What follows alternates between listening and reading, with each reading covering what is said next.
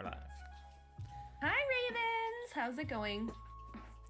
We are recording our 51st podcast episode, and we have a really cool special guest with us, as you can see, but we will jump into that. I know usually we're pretty laid back, but we're actually kind of prepared today, so Sam, why don't we just, if you're ready, we can just jump into recording and, you know, oh, Craig, that guy. We need that guy first. Craig. But Craig. Darn that Craig. Yeah. Now recording. Hi, Craig. Hey-o. No fighting today. Hopefully. Sam's had enough. Foot down. Foot Yeah. down. Oh man. Down.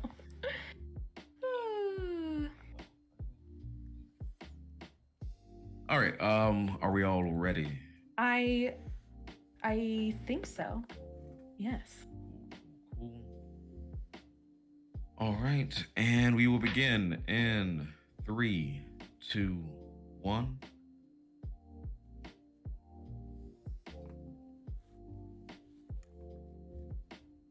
And welcome to the Game Raven Review podcast. I am your host, Sam, and as I am every week, I am joined by some very talented individuals as we discuss the world of indie games. And this week, we're going to be discussing sound design. I don't like any of that, actually, for some reason. I'm going to try to do that again. Cool. Oh. We're going to be doing that a couple times today, I think. Oh, gosh. Fine. All right. That's all right. All right. Get back in the groove here. All right. 3, 2, 1.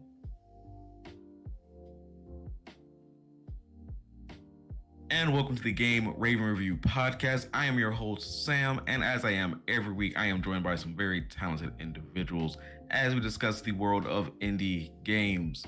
This week's podcast is going to be about sound design, and before we get into any of that, let me introduce who I have with me this week. And first, we have a very special guest, a composer and sound designer. This can be edited out, but my Google thingy just lit up, and I thought I was going to say something. I was like, no, please. I didn't even say Google, so I don't know why it just lit up. I don't care. It's all right. So this can be edited out. That's totally fine.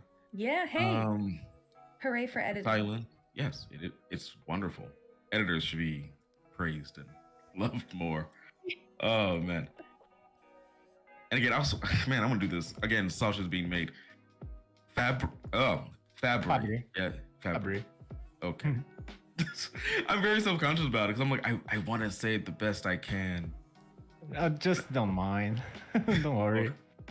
All right. Just It's follow fine. whatever you want, you know. Follow your heart. Follow your heart. Do I still have that? Oh, my heart. Oh.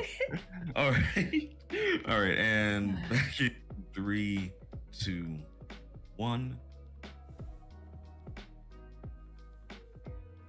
And this week we have a very special guest who is a composer and sound designer, Fabry. Fabry, thank you for joining us. And how are you doing today? Doing great. Having a lot of fun already. Glad to hear that. And with us as well would be Taz. Taz, how are you? Hey-o, I'm good. I'm here. I'm prepared. I'm ready to go. I'm excited. Glad to have you here, Taz. And we also have Puppet. Puppet, how are you? I'm good. Can I give you a little bit more of sausage being made? Sure. I was reminded, TJ reminded me recently that we forget to say who we are at the beginning of each episode because we've been doing this for so long. And for the context of new listeners, they're like, who is this chick? Why is she talking about this? Why should I be listening to her? I don't know. Probably for no reason, but we're not going to tell them that. I got you. Okay. I can fit that in here. Yeah, and we put our little titles in there too. Right. Yeah, okay. You don't have to do Fabry's again, but... Well, I was going to say what your titles were. at the end of Oh. this. Cool. Yeah. Sounds good. And 3, 2, 1. And thank you all for joining me this week. And if you are new here, let me tell you a little bit about Puppet and Taz. Taz is our Twitch lead, the man with all the beanies. And we also have our Super Saiyan Blue leader, Puppet. Ooh. She is our editor in chief. And yes, she can beat Goku. Mm-hmm. Agreed. Mm-hmm. Yeah. Wait, which level of Super Saiyan is that? Oh, that's confusing. Super Saiyan Blue Oh, it's is just a Super Saiyan. Yeah. So Super Saiyan Blue is a Super Saiyan version of Super Saiyan God Super Saiyan. Ah, yes. Okay, that's what I Because- was wondering.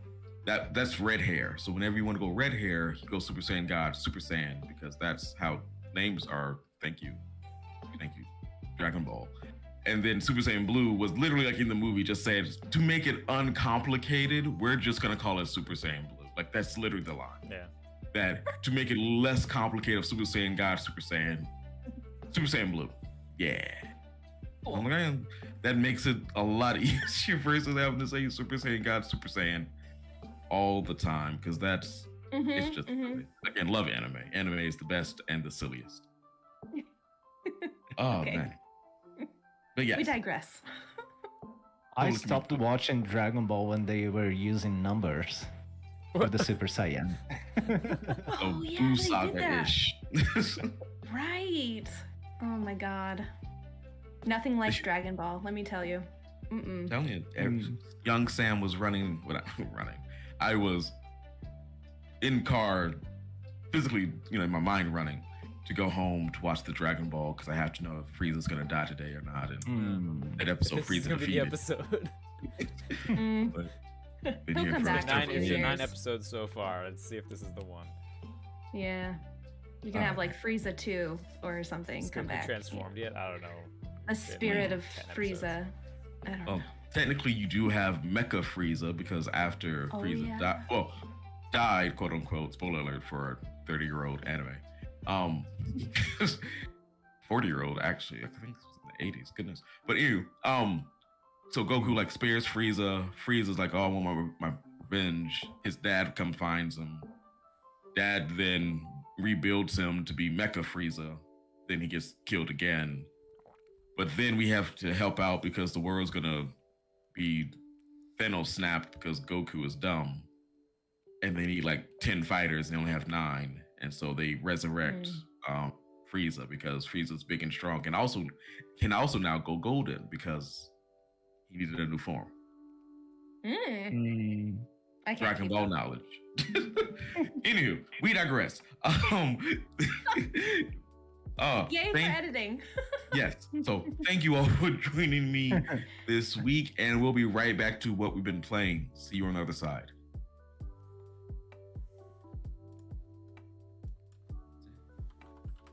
Should I dance too? Yeah, I'm dancing to the bed music Everybody's in my dancing. Yeah. Fabry's like, wait, what's happening? I don't hear the music. Is there music playing? No. Yeah, it's not. sudden dance break. All right. And we are back.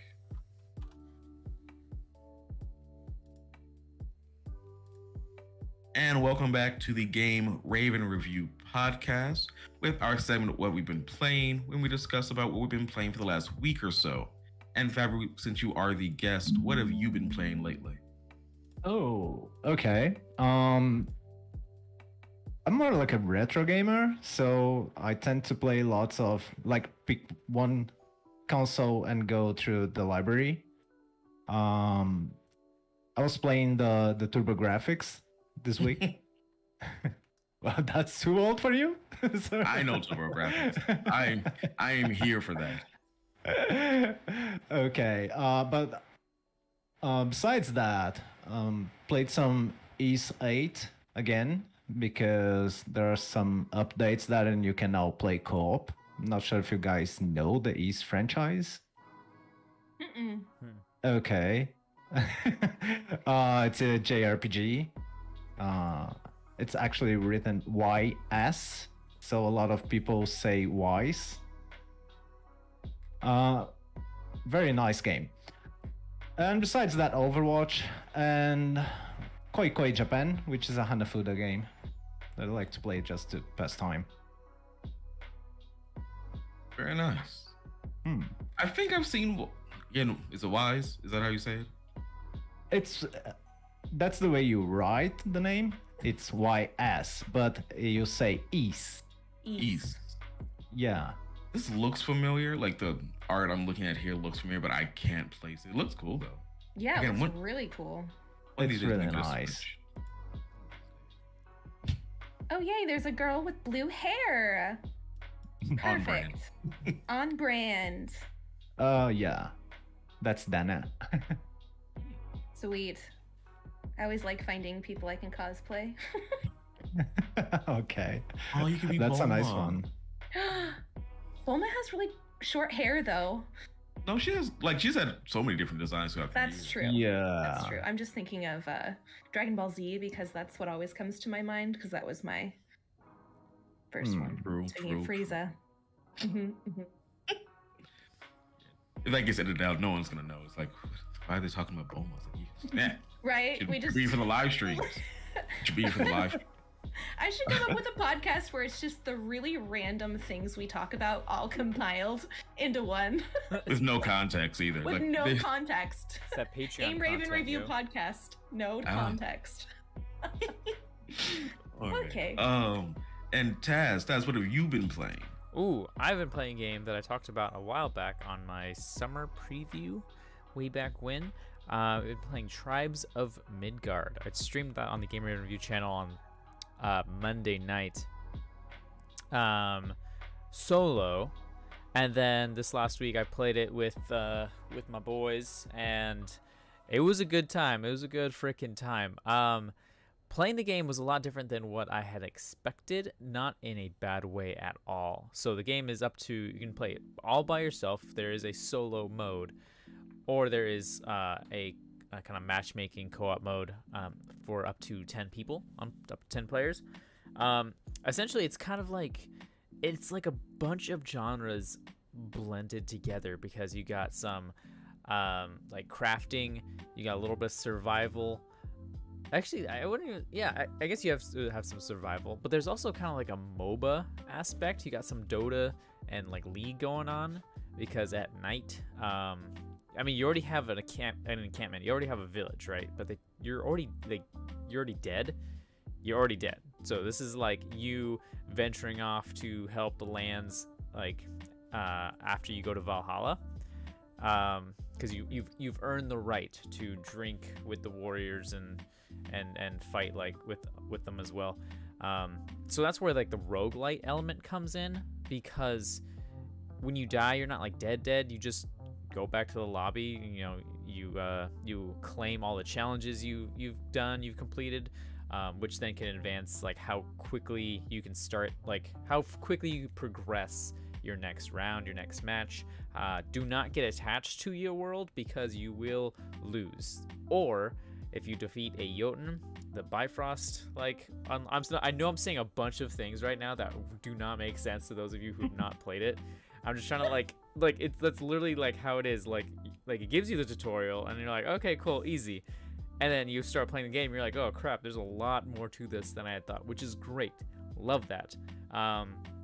So I've been playing it with some friends of mine, and we just love it. We were just like, when we're all prepped, we're communicating, we're all like talking, what to farm and whatnot. And then when a Jotun comes, a giant freaking monster thing, has like hit points of like over 100,000, and we're just like slashing on it. It's quiet. It's freaking quiet. It's silence because we're so just like into it. And then we defeat it, we win, we move on, we keep going, days go by, or we can choose to dip out and claim our rewards. There is a shop feature and there's some microtransactions, but it's not play to win. Those are purely cosmetic. But there are some things that can help you start your next game better, but those are easily earned. You cannot pay for those types of things. Those you have to earn. So there was a little confliction of when I see a shop menu in like the main part of the portion of the game, I'm like, sus. But no, it's purely cosmetic, just for looks, not pay to win. So that's been a good time. It is on Steam and PlayStation 4 and PlayStation 5. So if you have any of the means, highly recommend. Is there? Oh, go ahead. Oh, sorry. Go ahead. No, go ahead, Pup. Oh, okay. Wait. This is not important. Can we hydrate with hamster really quick because my hamster is drinking water. And Hydrate. it's a good reminder for all of us to drink some water. Sam, you gotta have your water next to you. I have no water. Oh no! I would hand it to you. Wait, where are you? Oh, you're to my this way, maybe? Here. You're above me. To me, it's on the opposite side. Oh. But there's some games that if you put your hand on this side, it comes from the other Oh, it comes side. on so the others. Yeah. yeah, Oh, you can try that. there we go. I'm a ghost. I have no hands. Oh no! I have no hands. Okay, sorry, I totally interrupted like your reaction and stuff. I just got excited because my hamster is like never awake at this time. Your cat was trying to eat him. Oh Right? yeah, he always does. Yeah. Mhm. Oh, that too. Don't worry, I have a cover on there. My cat is also Okay. not very smart, so That's a good thing. yes. Is that Jon Snow? That's Jon Snow, the King of the North. Never Look at wanted- him. Yeah. wanted- Oh, I saw the Eternals. Oh, the other day. He's a treasure. Oh yeah. Oh, so you know, Kit watch that. Harington. Ah, man. Sam, you're gonna ask something? Oh, about the game, right? So, is there a not crafting? I guess because I'm watching like a little review here on the interwebs, Mhm. and it does like they're like building as they're going, like a little bridge and things. Yeah, so So- there's like a little bit of Fortnite aspect to it. You can like build ramps to kind of get up platforms or like build walls because you can like plant these things for either traversing the environment, or you can like throw up things to kind of help block and barricade your village a little bit more by building like ramps and traps and things like that to keep the baddies out. Nice. Fun. So, yeah. When you're playing this kind of game, do you find time to play other stuff as well? Or it just drains your life slowly? Oh, no, I'm always playing games. Like, I have to be playing a game or else I'm going to explode. So, you know, I'm at work. I get paid to just watch anime. Not that that's my job, but it's just like I make the time to do it. And then when I'm at home, I just like, it's like I'm just at my computer playing Tribes of Midgard, or when I'm hanging out with Puppet, I'm like playing Paper Mario. That's also what I'm playing. I'm also playing Paper Mario because the N64 emulator on the Switch just came out with Paper Mario, as well as Banjo-Kazooie. I need to grab that too. But yeah. So I have to be playing a game all the time. Kaz will more than likely be playing a game during this podcast. I am playing mobile There Konosuba it Fantastic There it Days. Of course he's playing Oh, Konosuba. Konosuba. So yes, I cannot be without. Where did I go? Where did you I go? don't know. You just disappeared. I am not. My camera are said a you are a ghost. ghost. You are You're one a with the ghost. city. You are one with the city. Well, you know what? Look at my pie face. My pie face is. Yes. You earned that. We all I- earned that pie face. You know, community earned that because community is great The and community awesome, earned Yeah. that. and for the kids. Yeah, it's for the kids. It's for the kids. And Yes. Puppet, as you're also speaking, what have you been playing? Well, as a transition, since Taz just talked about games that we play together, I just want to talk about Super Smash Brothers for a minute. I'm very proud of myself because I got like 7 KOs like a couple times, and that never happens. Like I never win because the people I play with are better than I am. I won't say good because I don't know what the like. Call them tryhards. They're tryhards. It's fine. Yeah. And so I've been my main is Zelda, and I've been trying to like perfect her long range attacks and her close range, because she like primarily I'm the person on the side of the screen that is like avoiding everybody else until they all kind of kill each other, and then I'm there and I just like, you know, send in my Din's fire here and there to get some KOs while hiding. But I've been trying to like get better with her close range attacks and stuff, because apparently I think I'm gonna go pro Which not gonna happen. But anyway, we have a friend who is very good at the game, and he plays King K. Rool, and like no one can beat him, and it's terrible. So I've been just like training. I've been So beat- I I've beaten him. can't- I've beaten him many times. That's we have a I tally wouldn't say going on. many times. I mean, yeah, 1v1s, Taz has 1v1s. beaten him many times. We played that game like for 3 hours playing King K. Rool and Sora for like 3 hours. Yeah. Just till like 4 in the morning. Okay. Yeah. Yeah. And yeah, we play a lot of Smash in our house apparently. So anyway, the other night I was doing really well. And I just wanted to bring that up. Super Smash Brothers. I have also been playing a wonderful little indie called Stardew Valley, if you've heard of it. Life is a little stressful right now, so I've been leaning into my cozy, like, therapeutic games. And so Stardew Valley has come back up for me.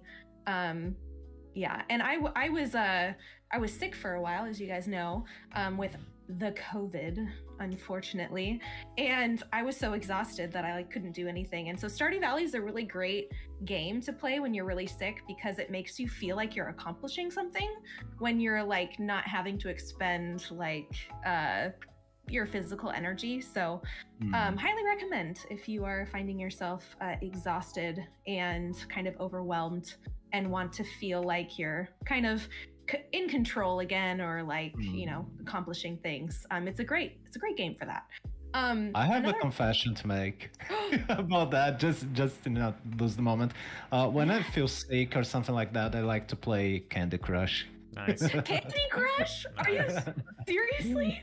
It's more That's like amazing. a confession, but yeah, I think. yeah. It's just because you don't have to think a lot. You just go there and play and relax, right?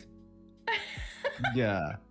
You are probably the first like non-middle-aged lady I've ever met that plays Candy Crush like most most people. Maybe who I am a know. middle-aged lady. Maybe Maybe you I are am. on the inside, you know? We're all something. I think I'm a 12-year-old boy on the inside, so it's fine. So aside from Stardew Valley, I have played another wonderful game that is called A Space for the Unbound. And the prologue is available, or their demo is available for free on Steam right now until the 24th, which is coming up here soon. So by the time this podcast comes out, it will be gone. I'm sorry. But A Space for the Unbound, it's published by Togi Productions, and I hope that I'm saying that correctly. They also published Coffee Talk, which is a very cozy game that I brought up during our panel at PAX. And so this game, A Space for the Unbound, has beautiful pixel art, just like Coffee Talk, and is highly emotional. The story is really fascinating. It's set in the late 90s in Indonesia, and it also it brings up a lot of themes of like mental health and dealing with anxiety and depression and loss and grief. So it gets pretty deep, but it's also extremely cozy. The music's very good. The atmosphere is really good. Anytime a game has good rain sounds, I'm totally in. Like, I love my rain sounds. Yeah, so that is the other game I've been playing aside from Super Smash Brothers and Stardew Valley. And of course, Graveyard Keeper and all of the other millions of other games I play on the regular. So for A Space for the Unbound, is that like a meteor falling down? Is that a meteor? Yeah, so there is a comet that is coming toward Earth, and I don't want to spoil anything, but yes, that is an element to it. Yes. Yeah. Looks And interesting. Yeah. Oh. And the demo is just 20 minutes long, but it is a Oh. roller coaster of emotions, and the end of it was very unexpected for me. I just didn't expect what happened to happen.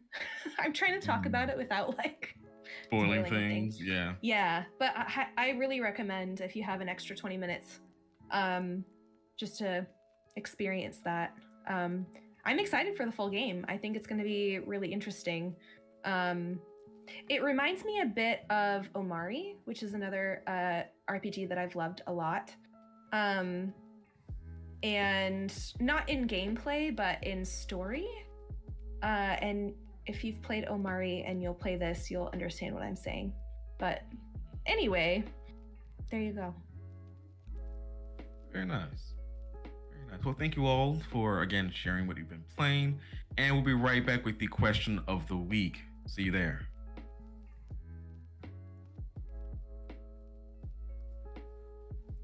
We should dance now, right? Yeah. Yes. Oh, yeah. That's why I keep dancing. I'm like in my head. Little lo-fi gaming music. Sometimes Yes. house dance music happening.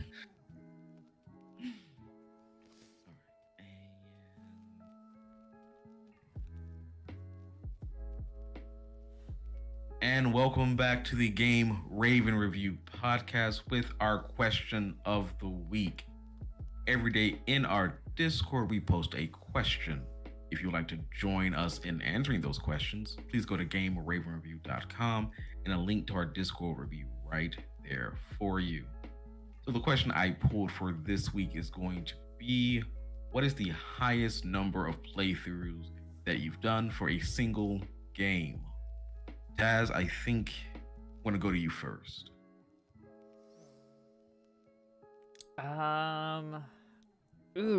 I don't know. It's gonna be up there between Kingdom Hearts 2 and Fallout 3. Cause I think I've completed Kingdom Hearts 2 at least 4 times, I think. And then Fallout 3, I think I've completed 5 times. I think 5 times because of like how many.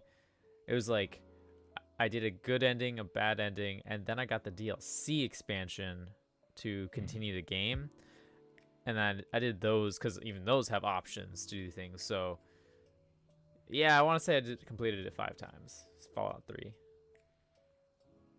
How did you find that Sephiroth fight in Kingdom Hearts 2? That's in Kingdom Hearts 2, right? Yeah, Sephiroth Kingdom Hearts fight? 2. That fight was a pain in the freaking cheeks, but I think the Sephiroth fight for 1 is a lot more difficult. But then again, mostly because in, I believe, the final mix of Kingdom Hearts 2, you don't need Sora or Goofy to transform into your Kingdom Hearts 1 form, which is super duper powerful. So you can easily beat Sephiroth using that form. Whereas there was no form changes or anything like that in the first game, and Donald and Goofy are still no hope. I just hated that in Kingdom Hearts 2. You walk in with Donald and Goofy, but there's no like story reason to why they aren't helping you fight. They kind of just like, they saw the sword and they dipped or something, because they're like, screw that noise. I'm not trying to fight no one-winged angel with a sword that's like 3 times my height, you know? They just dipped. They just weenied out. But I really enjoyed it, and especially like when you finally beat it, like Cloud comes in, and that's pretty cool. And Tifa shows up. Very nice. Fabry, what about you? Hard to say. Does fighting games count? You can. All games count. Hmm? All games count. Yeah, because I played a lot of Street Fighter when I was younger, and I still play Street Fighter to this day, like Street Fighter 2 and Street Fighter Alpha. But I think it's mostly retro games that I play through lots of times, but I can't say how many times I beat those games, like Streets of Rage, Final Fight, the original Sonic game. Yeah, I think those are the ones I played the most, like. Who's your main in Street Fighter? I'm just curious. Ken and Guile. Solid. All right. Puppet. I feel like I'm gonna get some people who are mad at me for saying this, but I'm gonna go with Pokemon because like every game is the same. You got your 8 gym badges, and then you got the Elite Four, and then somewhere in the mix, there's somebody upsetting a legendary Pokemon, and you go and catch it. It happens every game, so I'm gonna count it as a playthrough for each one. I know some people hate me for saying that. But aside from Pokemon, I don't know. Here's what I do. I don't finish a game and then I start it over many times. I don't know if this counts, but I've returned over and over to a couple games in that way. And honestly, so okay, for this question, I know I wrote this question, but I just want to clarify. Is this like you have to complete, like beat the game, or like what are we talking about here? I say how I would say beat the game, but again, this is your question. If you No, I wrote the question, but if you want to put modifiers to the question, that's fine. Okay, I guess you can say the time you come back, because even if you say you don't finish the game, you still come back to it and say, I'm going to finish it this time, play it for a few hours, and then be like, well, I'm not going to do that again. And then you just keep coming back and back. So that to me would still count. That would still count. Okay, yeah. So probably Stardew Valley, actually. I have so many farms that I've started, and I probably completed just one, like gotten to the 3rd year in just one of them. Yeah, and then Animal Crossing, I keep restarting my island and stuff because I get bored at some point, and I don't know, can you finish Animal Crossing? I'm not even sure if you can. Yeah, and then there's a couple Zelda games where I just tell myself I'm gonna finish it, like Skyward Sword. Oh my god. I've returned back to that a couple times, and then I'm like, wait, what's going on in the story? Let me restart. Because I don't know. Cycle. Yeah, it's a vicious cycle. That happens a lot to me when I stop playing an RPG, like after like 20 hours, and then I stop for a month, and then I try to get back and I can't because I don't remember what happened before. Yeah, So right. I need to restart the game. I do that too. Like, But I think it's valid to say, like, when you revisit a game, like I finished Link's Awakening and Ys 8, which is the game I mentioned before, and I constantly go back just to play for a while, you know, just because it's satisfying, and I like those games, you know, even if I'm not playing to make a whole playthrough. It's just to go there and play for a while. right, yeah. I feel like that with Super Mario Galaxy or Super Mario 64. I just enjoy getting the stars, and yeah, I don't think... No, I have beat both of those games at some point when I was much younger, but now as an adult, I'll play them for like maybe 10 hours, and then I'll leave them and then come back, and yeah. Maybe we should ask how many unfinished games do you have? Oh yikes! No. We would never get past it. You need like 5 podcasts only talking about that. Yeah. Just on your Steam unplayed games, but then you got Epic, Yeah. you got your PlayStation, you got everything else. That and backlogs. Yeah, backlogs. Yeah. Of the game. Oh Lord, yeah. Oh man. Speaking of Pokemon, Arceus is almost out, guys. I'm By the so time this comes excited. out, Arceus will probably be out. So excited. Okay, so I have to say, next weekend, Taz and I will be gone. We will not be here because we're going to a cabin up in the mountains somewhere, and we're going with some of our friends, and we're just playing Pokemon the entire time. Whole time. Yeah, we're serious about it. It's pretty great. We are serious. All right. We are serious. All right. Anywho, oh, Okay, thank Dad. you. Right. That's my kind of joke, you know. Oh, on the Arceus of notes here. Which, okay, also, there's been spoilers out there, and I don't want to spoil any part of this game for anyone. It's just... Man, plot reasons are fun. Like, I haven't seen any like plot spoilers. I've been trying to avoid those. Anything just like Pokemon reveal, like the Pokemon themselves. Any of those reveals, I'm like, ooh, I want to know that. And so like, okay, do you want to know why you're like? Do you want to know how the game starts? I'm gone again. I'm a ghost. It's fine. Yes, he disappeared. Like the into story? Yeah. Yes, like your story reason of why you're there. No, do you go back in time? Yeah, man, you just go back. Are you Oh, serious? you?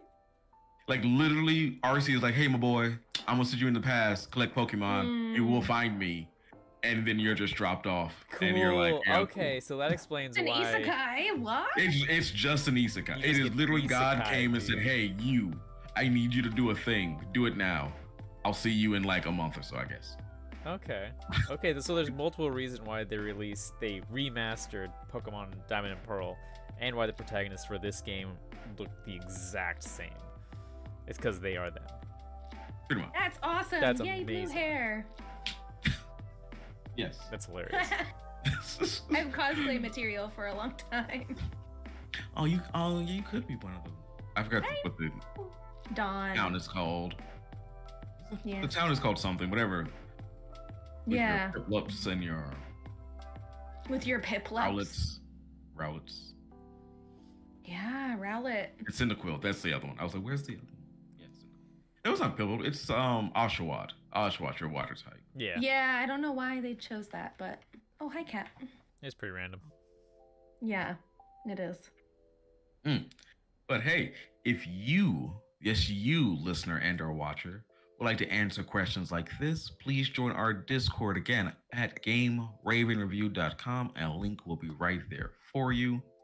And we'll be right back with the main segment of the podcast. See you there. Furry baby. I know it's always a thing. Oh yeah, here's our dance break. I am dancing. No one can see it though, but I am dancing. So I gotta get the camera to work. I think my battery's dying. I don't know what's happening. GoPro, I will fix you. Put you back together. Like in FNAF. Alright, and we will be back. So Sorry, I'm sorry. He's like purring and then like rubbing his face on the mic. So okay, oh. we're fine. We're okay. It's fine. We're going to talk about sound effects, so. See, sound design. Right. You need a Maybe nice I'll mute myself. Okay. Bye. Oh, no, staying. Oh, no. All right. All right, we'll be back in 3, 2, 1.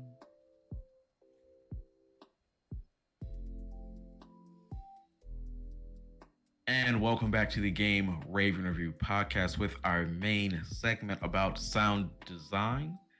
And Fabry, it's the reason that you're here. You are a sound designer. I have some questions. You have questions? Someone has an answer. I don't know if it's going to be me, but we can always throw it to Puppet because I'm sure she will have it. About sound designing. Oh. Oh. Okay. No, I'm kidding.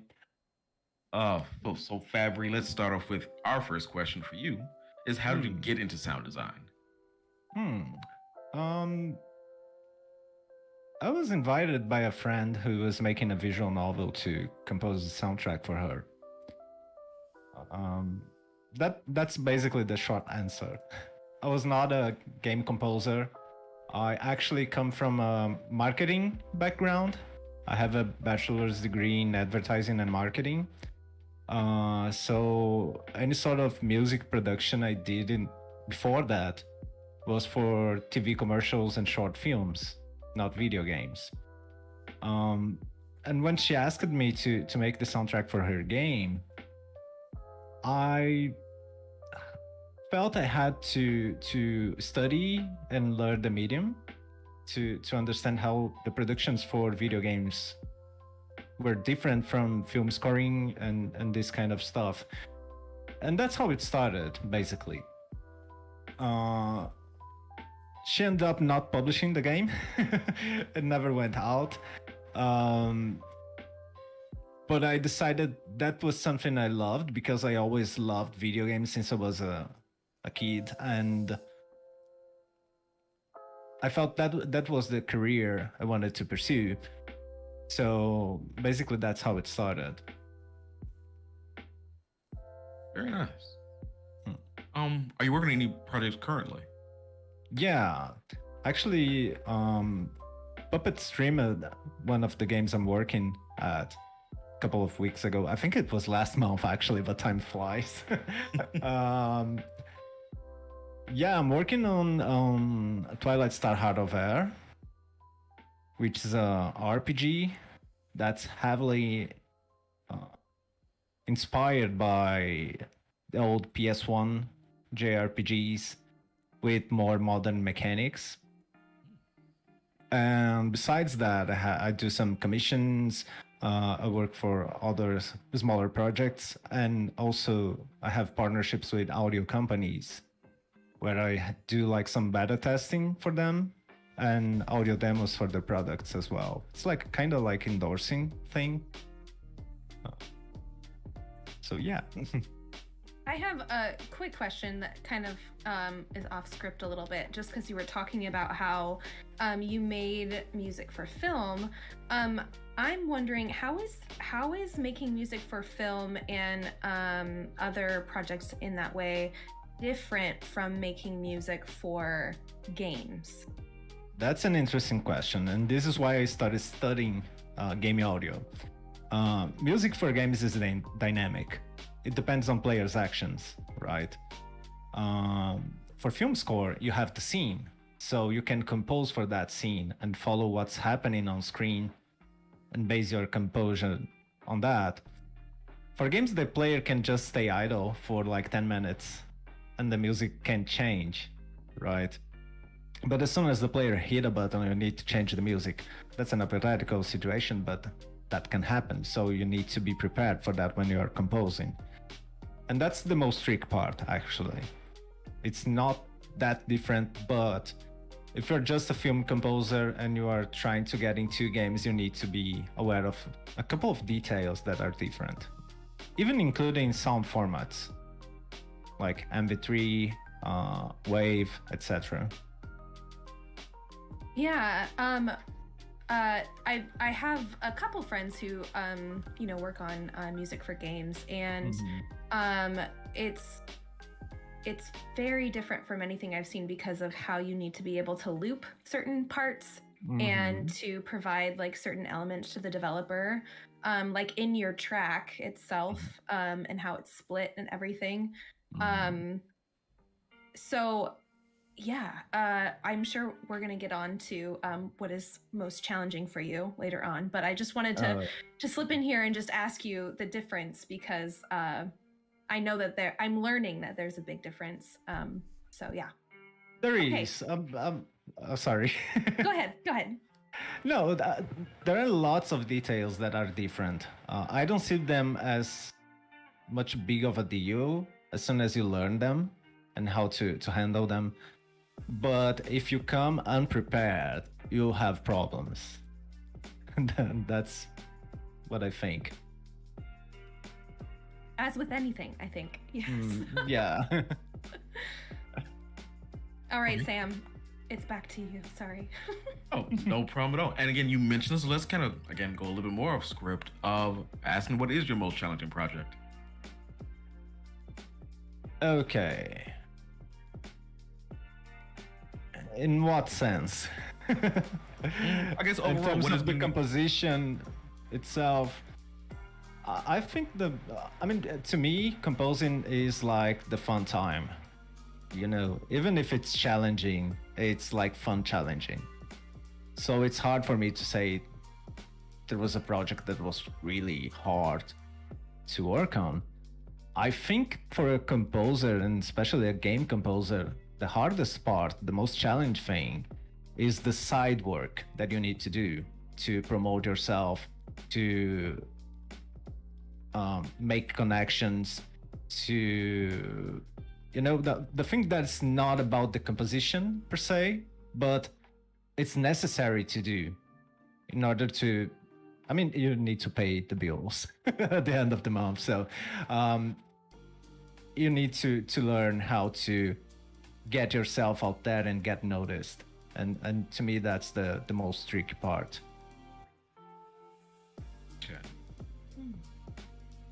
Do you have a How- favorite project? Oh, go ahead. Oh, sorry, Sam. I keep stepping on you because I'm so excited about this interview. Oh, go ahead. um, Well, I had a case just to mention one game where the dev was really going full experimental in the soundtrack, and he asked me to make something really weird. I'm not sure if I can mention that because I think he wants that to be unique, so I think he doesn't want me to tell about that specifically. But for example, you were mentioning different techniques like looping the track, etc. There is something called vertical composing that you compose, for example, one part with the bass lines and the percussion lines, and then you compose a violin section, let's say, and during the implementation phase, you loop only the percussion and bass lines, but as soon as an enemy enters, you can add that violin section over the same track and create a new track per se. But what he wanted me to do was to split a really long track into micro compositions. And they were all different, but they should play seamlessly among each other during a long period of time.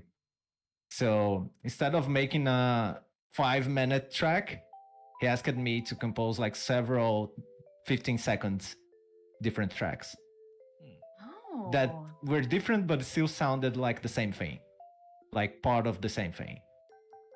interesting. So he wanted to stitch it together in some kind of like polyphony. Yeah, Okay, interesting. it was weird. I Yeah. delivered what he asked. Can't say I like it. The end result. But did he like But it? yeah, he did. Okay, that's what matters, right? To some Yes. extent, yes. Yeah. What I was gonna ask earlier is, it's interesting that your response was, that the most challenging part for you isn't the music per se, but it's everything around that. It's getting your name out there. It's managing the financial part and marketing and so on. How, like, if you're able to take some of those examples, and can you tell us how did you overcome those, and what are some lessons that you learned along the way? Okay, I'm old, and I started with video game composing around my middle 30s, I think. So I kind of knew how to get myself there because of my previous experiences. And I come from a marketing background. So although it was challenging, I kind of knew what I had to do. And to me, it's most about the connections you make. You know, it's not promoting in a sense of advertising yourself as the best composer or the perfect composer for something. What I like to do is understand my clients, what they need, what will work best to bring their ideas to life. Not express myself fully, like, because that's another thing. You're a composer, you are an artist, right? But if you think about the concept of art, you're thinking about expressing yourself through what you are creating. But when you're composing for other people's game, you're not expressing yourself. You're trying to bring the developer's ideas to life and giving your touch. And this is how I see things. And I think that's what have helped me the most. Yeah, I know a lot of creatives that's probably the hardest part for them when it comes to commissions. And actually, honestly, I went to school for music, and it's actually one of the reasons why I kind of left that part, because it was work, at that part, at that point, and I wanted to, keep music as a fun thing for myself and something that I can express myself fully. And yeah, there's some restrictions there. And it's interesting to hear you say, or to mention those restrictions in the work that you do, which is different than what I've experienced before. So, yeah. I'm not saying that you should like the dev comes to you and say, "Hey, I want a John Williams soundtrack." If you want someone to emulate John Williams, I'm not the best person to do that. I can understand what you want, like the specific parts you like on John Williams' work, and then try to put something from me, like give a little touch there. But it's not like full art, like an artist that is creating something from scratch to express themselves. It's different. Yeah. So it sounds like there's a lot of collaboration that you do with the developer, a lot more so than you would in film. Does that sound accurate? No, I think in that sense it's very similar. Okay. Yeah. Because even for films and advertising, there's an objective there that you need to accomplish. It's not about expression. It's about delivering the message, right? I think it's similar in that sense. Cool. All right, Sam. I'll be quiet now. You're fine. Oh man. So going on to our next question. Did we ask about the favorite project? I don't think we have yet. I think we skipped that one. Okay, that's what I was making sure. So Fabry, do you have a favorite project? And if so, what would that project be?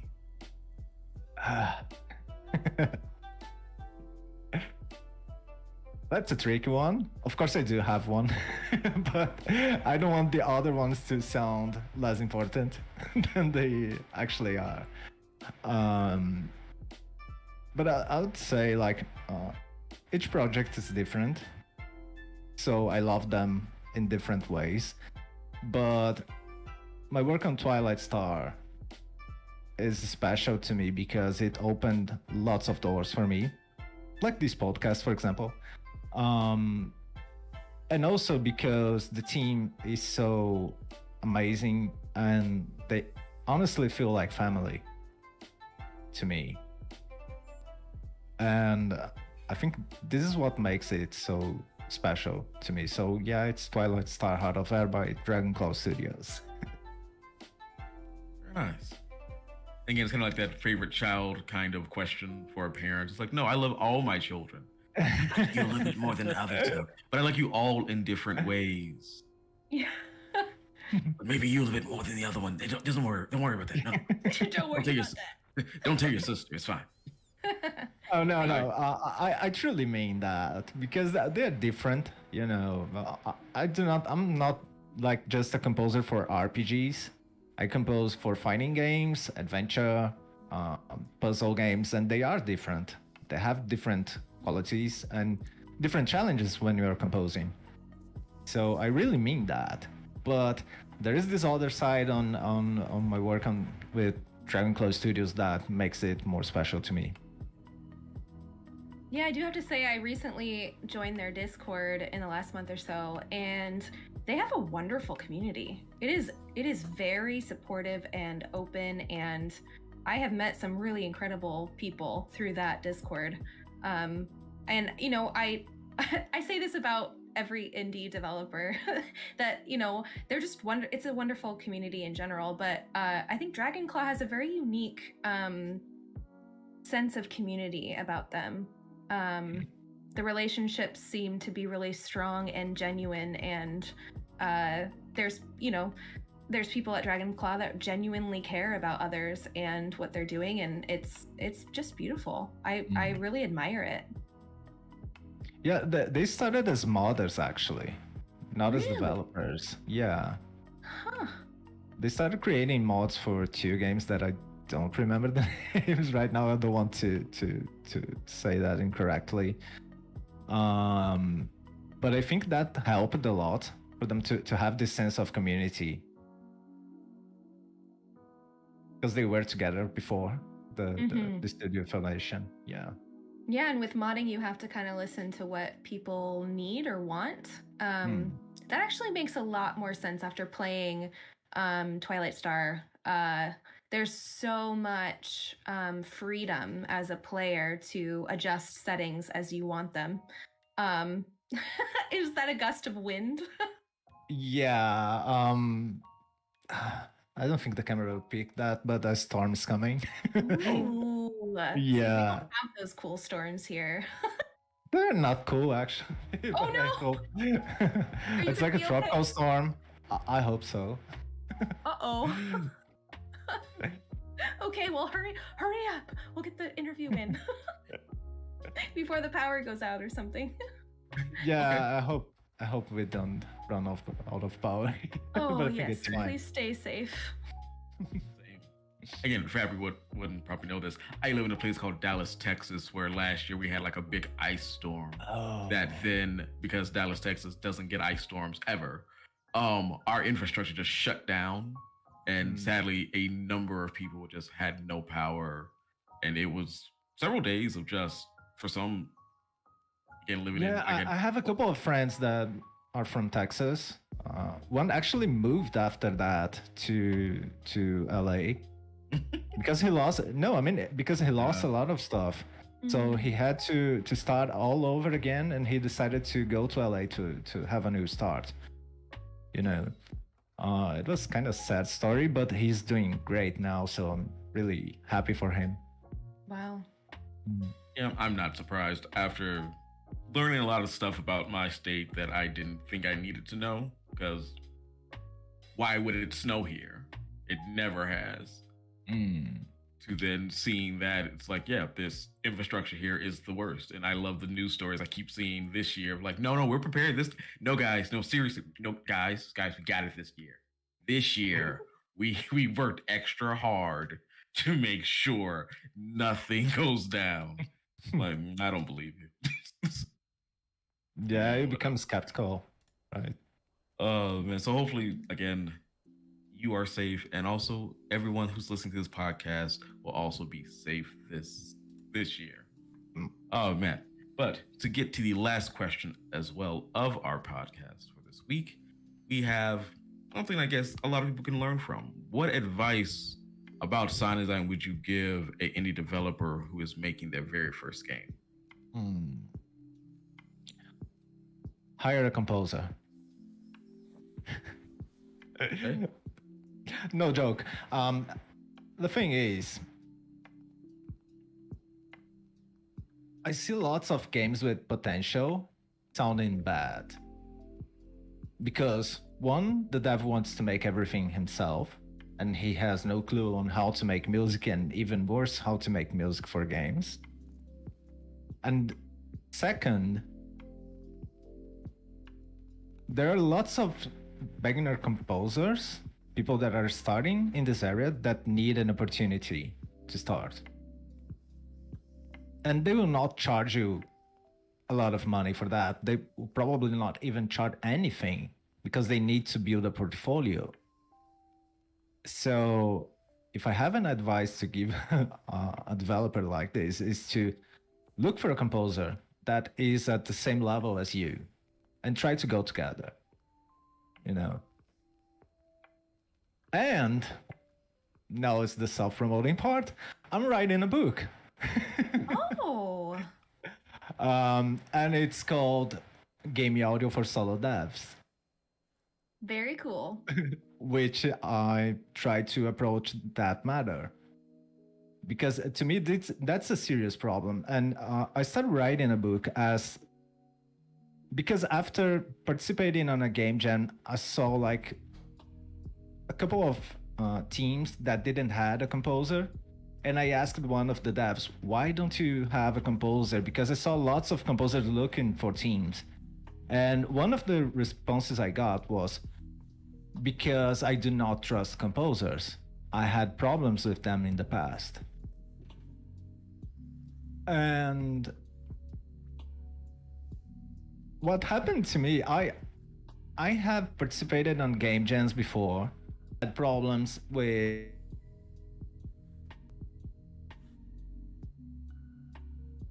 it co-designers that didn't specific person's problem, not a role problem, you know. And I want to demystify those things. And if the developer does not want to bring someone in because he really wants to go full solo, this book will give clues on how to start on game music and sound designing for games. But don't worry, this is not for now. I'll probably just release the book next year because I don't have much time to work on that right now. But I think the advice is still valid. And what was the name of the? Oh, and what was the name one more time for the book? It's Game Audio for Solo Devs. Solo Devs. Again, thank you so much, Fabry. And this is going to be the end part of our podcast and also live stream if you're watching live on twitch.tv. And I have been your host, Sam. You can find me on all social media under Sam Said It DFW. Fabry, where can they find you and follow you to, get notified when that book comes out? Oh, okay. You can get in touch with me on Twitter. I think it's the easier way. It's Fabry Sounds on Twitter. There you have the link for my website if you want to check my folio, check some of my work. But feel free to reach me there, send me a message, and let's become friends and have a talk. I'm open to that. Awesome. And it's also getting noticeably darker on your side as well. So. Oh yeah. I'm feeling like a Resident Evil game now. Oh. It's getting darker. Oh man. All right. So let's continue here real quick. Let me try really quickly. Oh, are we gonna get to see this? I'll try to. Okay. Here in Washington, we get natural. Oh no, he just disappeared. No. Oh dear. There. Did I like your avatar? I haven't seen it. Who made your avatar? Fabry. Oh, sorry. It was Dragonclaw Studios. They hired the person to make that. Oh, cool. Oh yeah, because on their website. Oh wow. Yeah. Give me a second.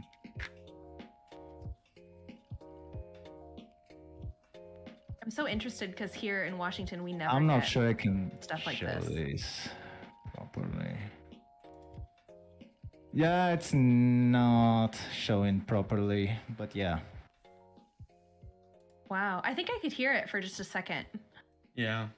Wow. Yeah, we just have earthquakes and volcanoes here, which happen Oh, every... I'll stay with my tropical storms. I know, right? Yeah, it's a give or take. And honestly, a lot of us are not prepared for that. If a huge earthquake happened, yeah, we just forget about it. Who's prepared for that though? Yeah. Like besides Japan, right? Right. Yeah, I know. Yeah. We had a tsunami warning recently, which was kind of weird. Oh, I saw that. Yeah. It was last week, I think. Right? Yeah, it was last week. I was screaming, yeah. It was a volcano in Tonga, I think, which is very soft. It's after Australia, and they had a volcano there. And so I think all Pacific lands had this tsunami warning. Yeah. It was we're pretty inland too. I mean, somewhat. We have the canal or the. Just a second, it's raining inside. Oh no! Oh my god! Yeah, because the wind is throwing the water. Yeah. Oh my god. Okay, well, we will wrap up so that you can do what you need to. Thank you for... No, it's fine. I just closed the window. Okay, good. I don't want your equipment to get me neither. And rest assured, I will not let anything happen to that. I know. Oh my gosh. Okay. Sam, go ahead. It's all right. Gotta be safe. Puppet, what are your social medias? My social medias, I am Puppet Master N, that's Puppet Master EN, and you can find me on Twitter, Twitch, Facebook, Instagram, all the things under that name. And I am streaming 5 days a week now. So as I'm recovering and getting back from COVID, I am going to be more consistent. So that's great. Come see me. And Taz. Yes, you can find me at TazTDevil3 on all the social medias. I do stream on the Game Review Twitch channel on Monday nights at 7 p.m. Tomorrow I'll be a little bit late because they scheduled me at work.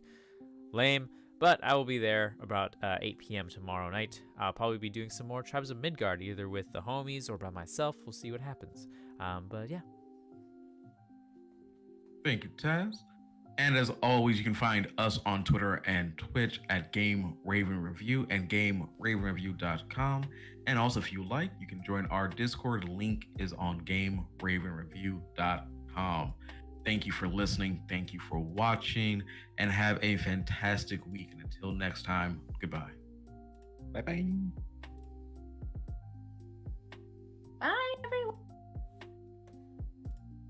I always hear Martha's song in my head whenever we say that. Dun, dun, dun, dun, dun, dun.